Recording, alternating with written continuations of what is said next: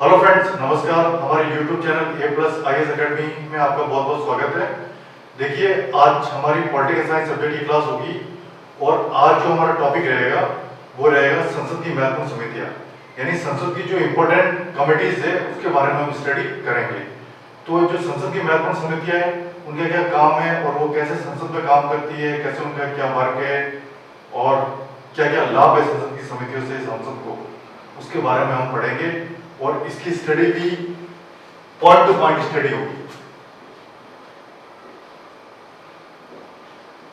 Point two point study. ठीक है, तो हम स्टार्ट करते हैं संसद की महत्वपूर्ण। ठीक है, हम स्टार्ट करते हैं संसद की महत्वपूर्ण समितियां। इसकी स्टडी होगी पॉइंट टू पॉइंट, यानी बिंदुवार इसकी स्टडी हम करेंगे। तो इसमें जो सबसे पहला पॉइंट है आपका वो है वर्तमान में संसद अपना अधिकांश कार्य संसदीय समितियों के माध्यम से करती है।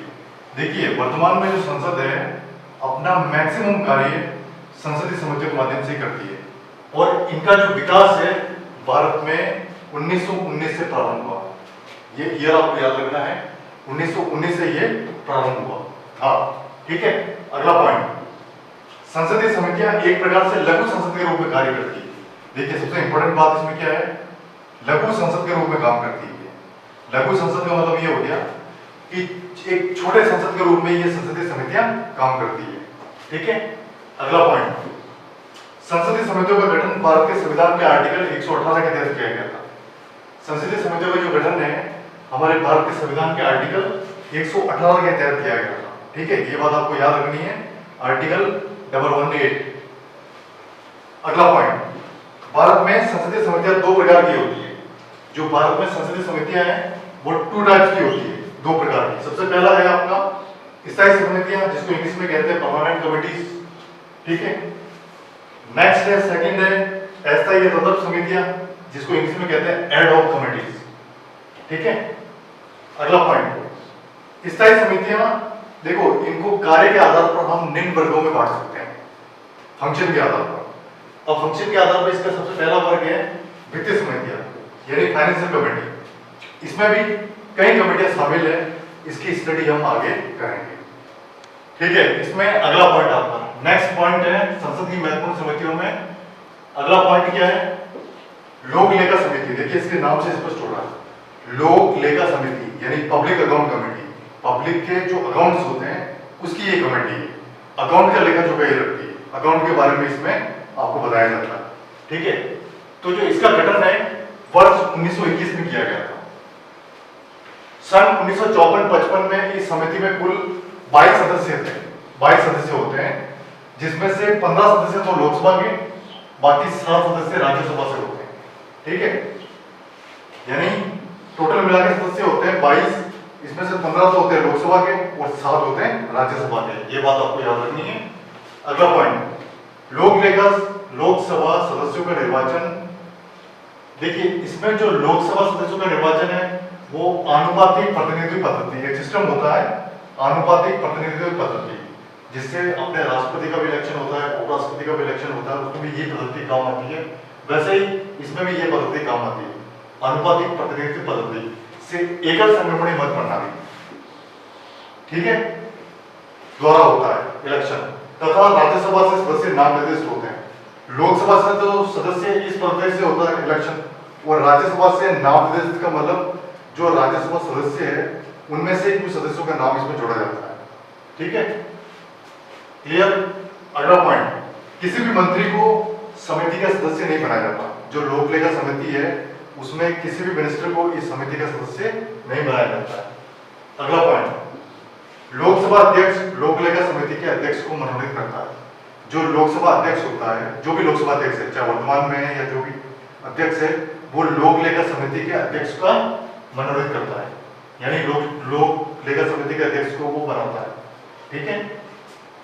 अगला पॉइंट, वर्ष 1967 से स्थापित परंपरा के अनुसार इस समिति का अध्यक्ष विपक्ष के किसी सदस्य को बनाया जाता है। यानी 1967 की जो परंपरा है, 1967 में भी इस समिति का जो अध्यक्ष है वो विपक्ष का ही कोई आदमी बनता था, और अभी भी इसी परंपरा को बनाए रखने के लिए जो इस समिति का अध्यक्ष है वो विपक्ष के किसी सदस्य को बनाया जाता है। ये विपक्ष यानी जो उसके एंटी जो पार्टी है उसके किसी सदस्य को बनाया जाता है।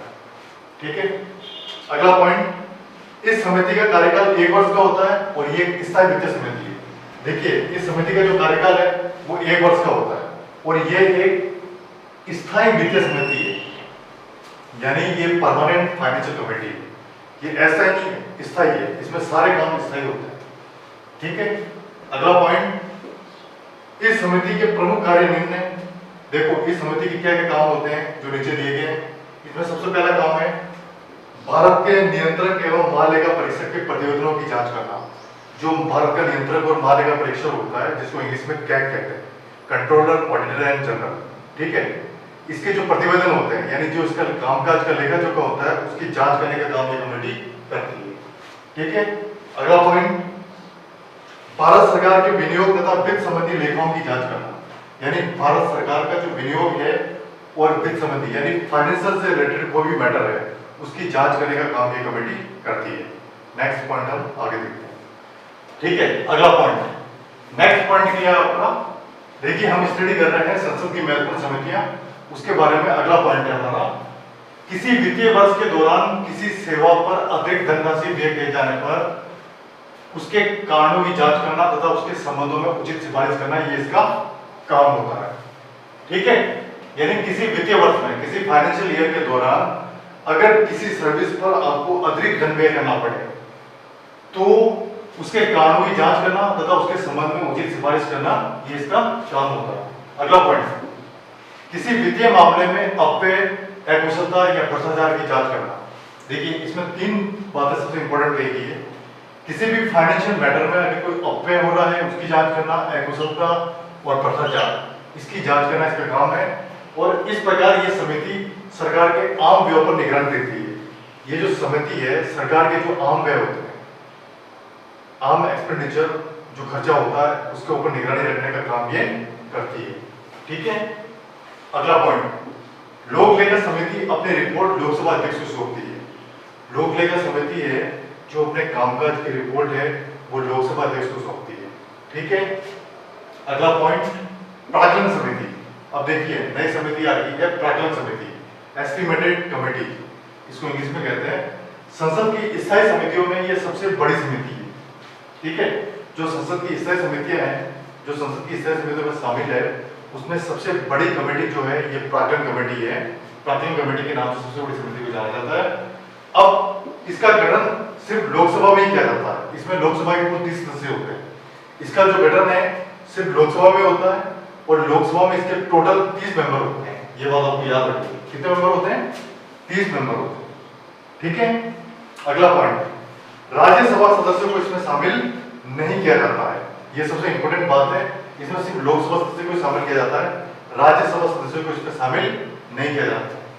ठीक है, अगला पॉइंट, इसका पहली बार गठन 1950 ईस्वी में हुआ था और उसमें तत्कालीन जो वित्त मंत्री थे, फाइनेंस मिनिस्टर जॉन मथाई की सिफारिश पर 25 सदस्यों के साथ हुआ था। देखिए, ये सबसे इंपॉर्टेंट बात है कि इसका गठन सबसे पहले हुआ था 1950 में। उस समय जो फाइनेंस मिनिस्टर थे जॉन मथाई और टोटल मेंबर थे उसमें 25।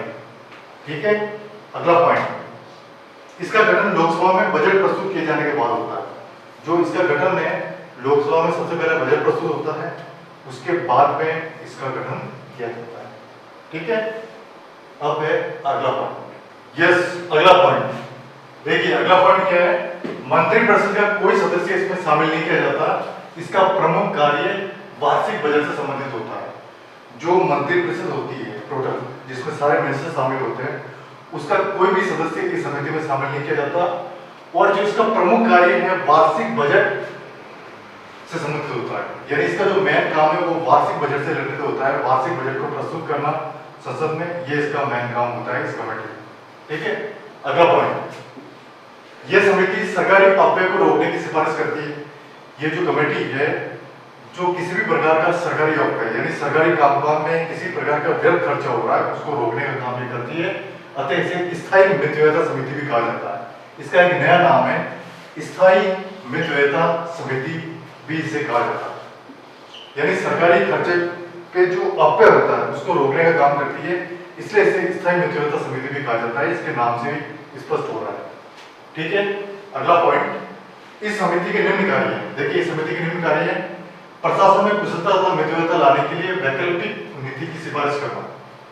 प्रशासन में कुशलता और मितव्ययता लाने के लिए वैकल्पिक नीति की सिफारिश करना, ये इसका काम होता है। यानी प्रशासन में कुशलता और मितव्ययता लाने के लिए किस प्रकार की वैकल्पिक नीति हम अपनाएं, किस प्रकार की पॉलिसी हम अपनाएं ताकि प्रशासन में कुशलता और मितव्ययता है। ठीक है, अगला पॉइंट, इस बात की जांच करना कि क्या बजट अनुमान ठीक ढंग से लगाया गया है। ये इस बात की भी जांच करता है कि बजट का अनुमान ठीक ढंग से लगाया गया है या नहीं, यानी ये बजट सफिशिएंट है या नहीं है, या इस बजट में सारा काम हो जाएगा या नहीं हो जाएगा, ये काम इस कमेटी का है। ठीक है, अगला पॉइंट, बजट अनुमान किस रूप में संसद में पेश किया जाए, इसकी सिफारिश करना। यानी कितना बजट और कैसे संसद में पेश किया जाए, इसकी सिफारिश करना भी इस कमेटी का काम होता है। ठीक है, अगली कमेटी है लोक उपक्रम समिति, इसको इंग्लिश में कहते हैं पब्लिक एंटरप्राइजेस कमेटी। ठीक है, देखिए ये एक नई कमेटी है, ये इसका क्या काम है, इस समिति में कुल 22 सदस्य होते हैं। ठीक है, जिसमें 15 तो होते हैं लोकसभा से और 7 होते हैं राज्यसभा से, टोटल मिला के 15 7 22 सदस्य होते हैं। ठीक है, अगला पॉइंट, वर्ष 1964 में इस समिति के गठन का श्रेय प्रथम लोकसभा अध्यक्ष जीवी मावलंकर को जाता है। देखिए वर्ष 1964 में इस समिति का गठन हुआ था और इसका जो श्रेय उस समय जो लोकसभा अध्यक्ष थे जीवी मावलंकर, उनको जाता है, जो प्रथम लोकसभा अध्यक्ष थे। ठीक है, अगला पॉइंट, इस समिति में किसी भी मंत्री को सदस्य नहीं बनाया जाता। देखिए इससे पहले भी एक कमेटी के बारे में हमने पढ़ा था, उसमें भी किसी भी मिनिस्टर को इसका सदस्य नहीं बनाया जाता। इस लोक उपक्रम जो कमेटी है, इसमें भी किसी भी मिनिस्टर को इसका सदस्य नहीं बनाया जाता। देखिए जो आज की क्लास हमारी हुई है, वो हुई है संसद की महत्वपूर्ण समितियां, यानी संसद की महत्वपूर्ण समितियों की स्टडी हमने इस क्लास में की है। इस क्लास को मैं यही समाप्त करता हूँ, नेक्स्ट क्लास हम आगे देखेंगे।